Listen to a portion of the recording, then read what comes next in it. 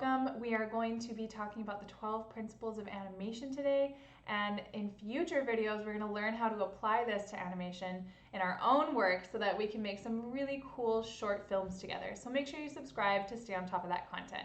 I'm going to get started. Animation principle number 1 is squash and stretch, and this is when an object stretches and squashes depending on the motion and force that's being put on it. So this can make something really cartoony or really realistic depending on how you use it. Principle number 2 is anticipation. This is like the motion that you take before doing your main motion. So squishing down to take a jump or leaning back to take a swing of a bat. Number 3 is staging, and this is setting up your scene so that your animation and your action is really appealing to the eye and draws your audience's attention. You don't want them to miss that main piece of action.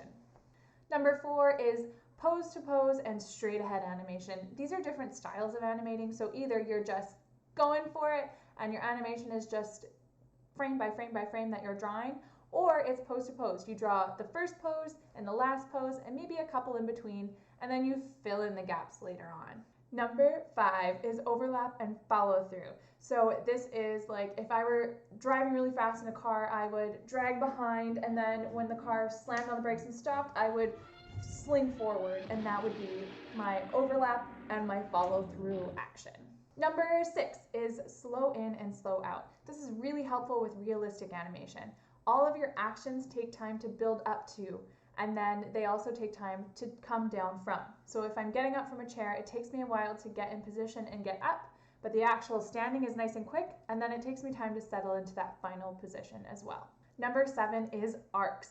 Everything moves in arcs, and it's harder to see this in real life, but in animation, if you watch your favorite cartoon back really slow, you'll see that arms and hands and even the way that their mouths move in arcing forms to make it feel more fluid and realistic. Number 8 is secondary action. If I had a hat on my head or my hair and there was a big gust of wind, my hat flying off my head or my hair blowing in the wind would be my secondary action. My main action would be how my body reacts. Number 9 is timing. You can use timing to make things more realistic or more cartoony.